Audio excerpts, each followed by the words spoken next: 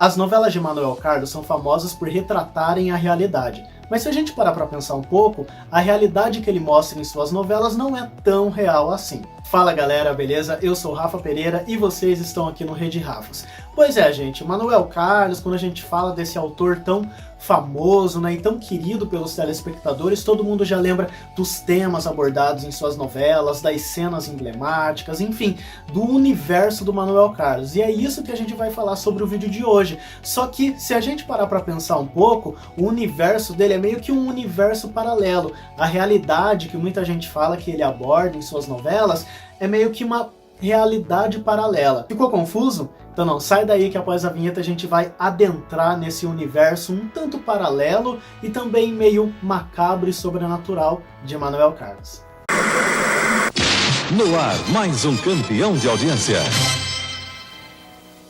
Bom, quando se fala em realidade mostrada nas novelas do Manuel Carlos, muita gente remete ao cotidiano, que ele é um autor que aborda muito o cotidiano em suas novelas. E o cotidiano já começa cedo nas novelas do Manuel Carlos. Isso porque, né, todo capítulo mostra a galera acordando, aí já tomando café da manhã e aquela mesa enorme, repleto de coisas no café da manhã e o pessoal só toma uma xicrinha de café, dá uma mordidinha na torradinha e tudo mais. Aí você pensa, eles vão trabalhar, né, tá com pressa. Mas não, eles vão caminhar na praia, no calçadão, vão jogar vôlei, né, como é o caso dos homens de mulheres apaixonadas, ou vão fazer ginástica à beira da praia, como é o caso dos idosos também, de mulheres apaixonadas. E daí você para e pensa, bom, eles devem estar num dia de folga, né? Claro que não. Depois disso eles voltam para casa, vão tomar banho e só depois, e olhe lá,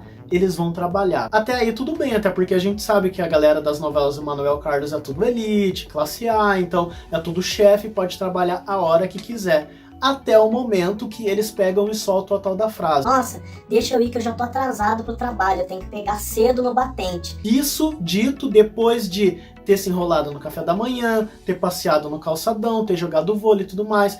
Aí você para e pensa, porra, se eles têm que pegar cedo no batente depois de ter feito tudo isso, que horas esse povo acorda, gente? Esse povo madruga, né?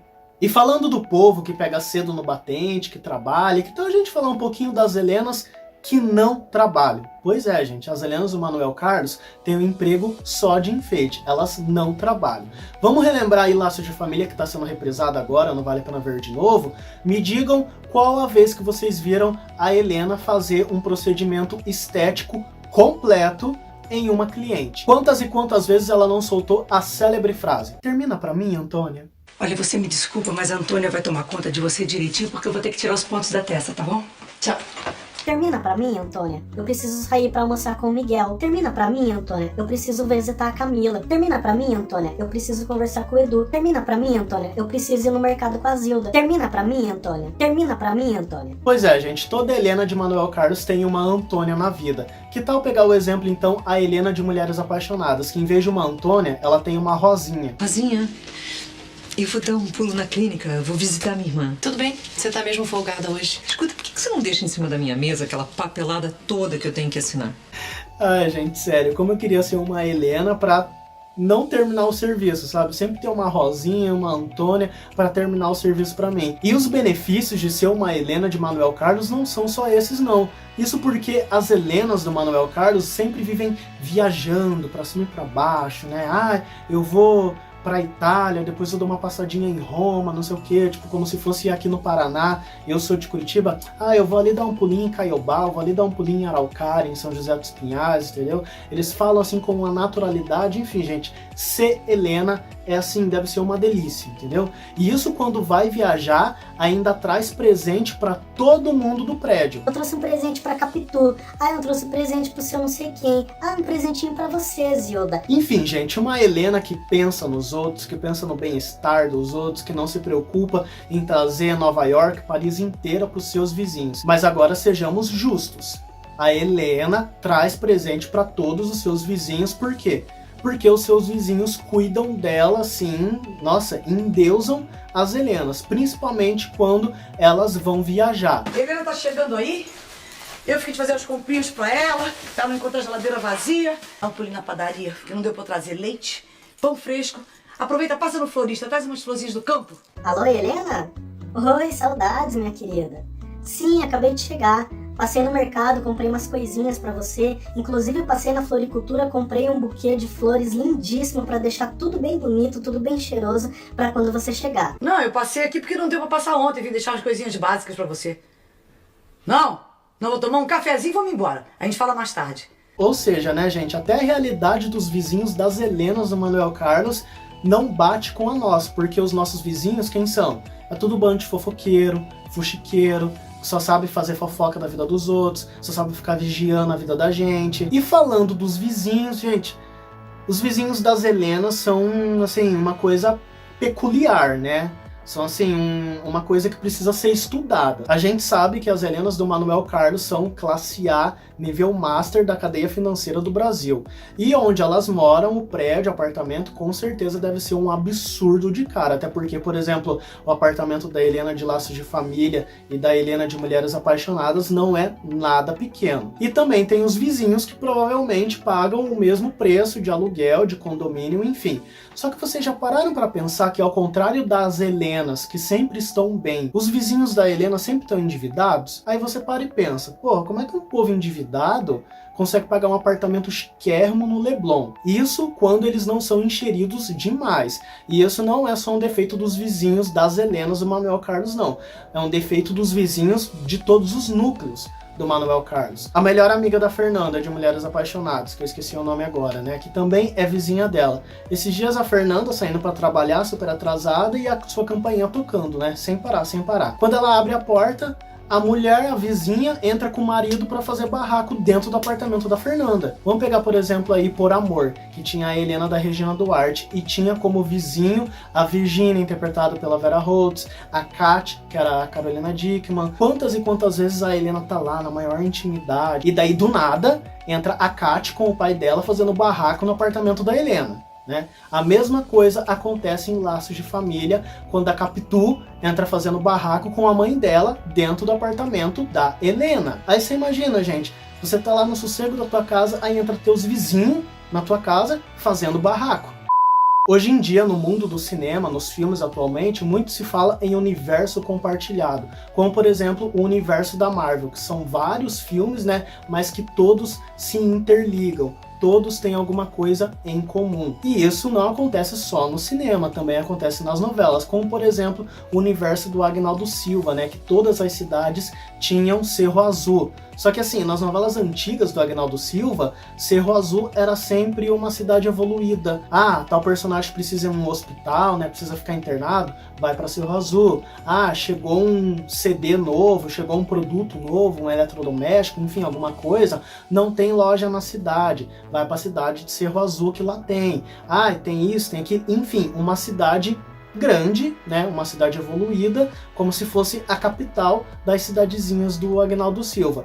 Entretanto, quando ele mostrou Cerro Azul de verdade em O Sétimo Guardião, era uma cidade toda levada às casqueiras, uma cidade abandonada, uma cidade praticamente riscada do mapa, que não tinha nada, enfim, que universo é esse? É nessa hora que a gente vê que O Sétimo Guardião realmente foi um plágio dos alunos, porque se fosse Agnaldo Silva que realmente teria escrito O Sétimo Guardião, ele se lembraria que a sua Cerro Azul é uma cidade evoluída, e não uma cidade que Deus esqueceu. Enfim, mas deixa o Agnaldo pra lá, não estamos aqui para falar de Agnaldo Silva, e sim de Manuel Carlos. E sim, Manuel Carlos também tem um universo só seu, um manecoverso, digamos assim. Eu vou citar aqui 2 exemplos. Em Mulheres Apaixonadas, a gente sabe que o pai da Salete é o Theo, personagem do Tony Ramos. Entretanto, antes dela descobrir apenas no último capítulo, ela questiona a Fernanda para saber quem é o seu pai. E a Fernanda diz que o seu pai é o Miguel, um cara que viajou, engravidou ela e depois viajou e nunca mais voltou. E assim, o Miguel de Laços de Família também é o personagem de Tony Ramos. Agora pare e pense. Seriam Miguel e Theo a mesma pessoa? Um outro exemplo também tirado de uma cena que deu muito o que falar nessa reprise de Mulheres Apaixonadas, porque muitas pessoas consideraram o texto da cena mega machista, foi uma cena em que a Raquel, ela vai jantar na casa da Helena para contar quem realmente é o Marcos, por que ela saiu de São Paulo e veio para o Rio de Janeiro, né? Só que antes dela contar para a Helena tá falando, né, sobre o cotidiano da escola, sobre os alunos, e ela cita que muitas alunas vão com roupas curtas na escola para provocar os professores, né, para atiçarem. Enfim, essa cena, né, não caiu muito bem nos dias de hoje, né, envelheceu mal. Só que uma coisa que chama a atenção é que a Helena relembra o caso de uma aluna que ela sempre ia com roupas muito curtas, extremamente curtas, e que às vezes ia até de saia e sem calcinha, para provocar os professores e a maioria dos alunos do colégio. E o nome dessa aluna era Anitta. E daí você pega o perfil dessa aluna e volta atrás nas tramas de Manuel Carlos e você se lembra de quem com o nome Anitta? Sim, gente, presença de Anitta. Então seria a Anitta da minissérie a mesma Anitta, a aluna provocadora da Ribeiro Alves? Pegando essa vibe aí de universo compartilhado, mensagens nas entrelinhas, até mesmo mensagens subliminares nas tramas de Manuel Carlos, vocês já pararam para pensar que o Maneco adora uma coisa meio sobrenatural, meio macabra, puxado ali pro suspense, pro terror nas suas novelas? Como assim, Rafa? Manuel Carlos é um autor super romântico, super engajado nas causas sociais, que adora, retrata a vida humana, é apaixonado pela humanidade. Como assim ele é um autor que gosta do sobrenatural? Vocês se lembram da Débora, a vilã de Felicidade, interpretada pela Viviane Pasmanter? A gente já falou dela aqui em um vídeo, no vídeo de cenas que mereciam ser enaltecidas, e é essas duas cenas que eu citei lá naquele vídeo que eu vou resgatar aqui de novo. A Débora, ela tinha uma rixa com a Helena e ela odiava por completo a Bia, que era a filha da Helena. E por volta e meia a Débora se imaginava assassinando a Bia, matando a Bia, jogando a Bia do alto dos lugares, e dava uma risada assim, tipo, macabra demais.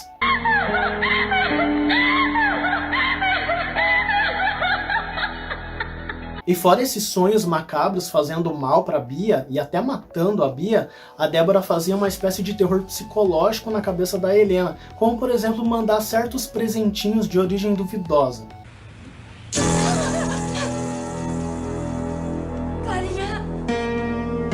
E não foi só em Felicidade que a Viviane Pasmanter interpretou uma personagem do Manuel Carlos que tinha esse lado meio sombrio, não. Em Por Amor, a Laura morre no final. Mas vocês se lembram que antes dela morrer, ela começa a ter sonhos proféticos anunciando a sua própria morte? Eu sonhei que eu caía no mar e me afogava. Ai, Deus do céu, isso não é sonho, isso é um pesadelo. O piloto se salvava. Que piloto? No helicóptero eu morri afogada, mas o piloto se salvava. E como não bastasse esses sonhos que a Laura tinha de que ia morrer, de fato, ela morreu, e depois da sua morte, ela ainda aterrorizava a Eduarda. Alô? Alô?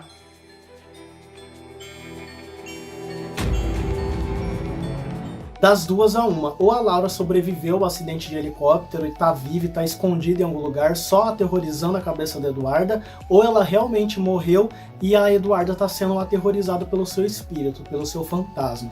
Fantasma igual aos pais da Iris em Laços de Família. A Iris a gente sabe quem que é, né? A Iris, uma peste, fala o que vem na sua cabeça, não se importa com a opinião alheia e aterroriza a vida de todo mundo. Só que os seus pais morreram, né? O seu pai morreu de velhice, a sua mãe morreu lá no assalto, no posto de gasolina, né? Foi vítima do bandido. E nem essas perdas tão grandes fizeram com que a Iris amadurecesse, colocasse um pouquinho a mão na consciência e falasse: nossa, eu preciso ser uma pessoa melhor, eu preciso fazer o bem aos outros e tudo mais. Só que a gente sabia que ela não fazia as coisas por maldade, né? Quer dizer, exceto com a Camila. Com a Camila ela fazia por maldade mesmo. Mas com os outros, né, ela... Bom, não vou passar pano pra Iris, porque até eu não defendo muito ela. Não vai ser aqui agora que eu vou passar pano pra ela. E os seus pais viam lá de cima, né, todas as suas atitudes e tudo mais, até que em um belo dia, ou quer dizer, numa bela noite, os seus pais apareceram lá no meio do Aras, no meio de uma chuva tremenda, pra dar um sermão na Iris.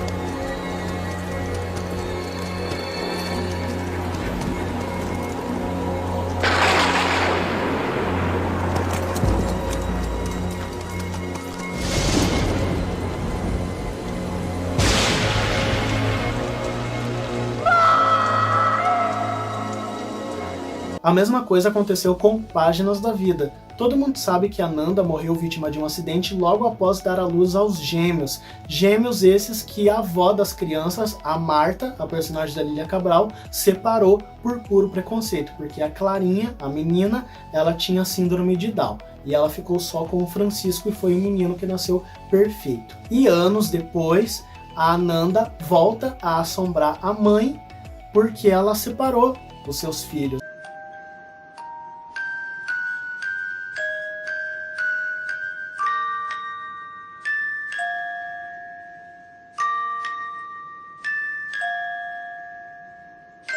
Por que você separou os meus 2 filhos, mãe? E as cenas da Nanda assombrando a Marta claramente são baseadas, inspiradas nos filmes de suspense que a gente vê aí mundo afora. Até o figurino da Nanda remete a um filme de suspense muito conhecido, né? Uma camisola branca e os cabelos um pouquinho, né, pra frente, longos e pretos. Quem que vocês lembram assim? Pois é, a Samara do filme O Chamado. A única diferença é que a Nanda não andava, né, com o cabelo tampando o rosto. A diferença também é que a Nanda, a roupa dela era limpinha, né? E também não tinha musgos pela pele.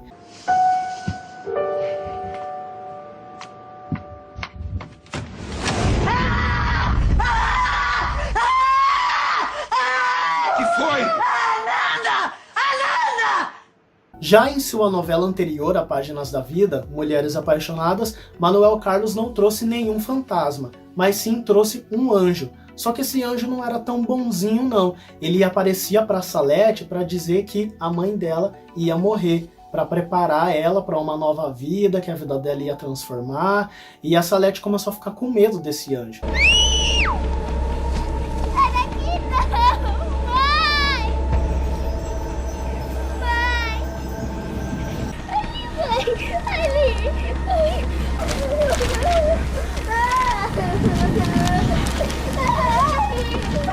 E como se não bastasse esse anjo mensageiro do mal para aterrorizar a Salete, antes da Fernanda morrer, ela começou a meio que encarnar a Carrie, a estranha, em algumas cenas assim meio, né, tipo, você ficava assim, ué, o que eu tô assistindo? Uma novela do Manuel Carlos ou é um filme do Stephen King? E a Salete não era a única criança meio macabra nas novelas do Manuel Carlos, não. Muito menos a Viviane Pasmanter a ser a única atriz que tocava o terror no psicológico das Helenas. Em Viver a Vida a gente teve a pequena Rafaela, interpretada pela Clara Castanho, que além de ser meio macabra, era a maior vilã da novela, porém censurada. Isso porque a Rafaela vivia tocando o terror no psicológico da Helena, da Thaís Araújo, e o Ministério da Justiça não viu isso com bons olhos, falou: Manuel Carlos tá louco? Criança não pode aparecer na novela desse jeito não. Vai mudar a personalidade da Rafaela, sim.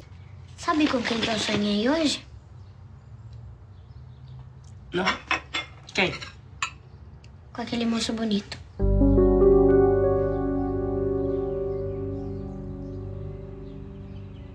E o Maneco foi obrigado a mudar de vilã pra menininha, meiguinha, bonitinha, tudo mais. Eu confesso que eu preferia a Rafaela Capeta. E eu considero a Rafaela uma das maiores vilãs dos últimos tempos. Porque o terror que ela fazia com a Helena, olha...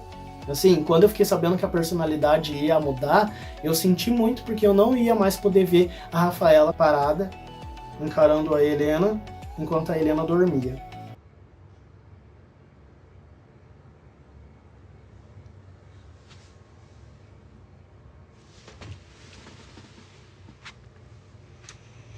E eu não poderia encerrar esse vídeo sem antes lembrar da última criação macabra de Manuel Carlos, que no caso foi a sua última novela mesmo, Em Família, que aquela novela, sério gente, era um terror por completo.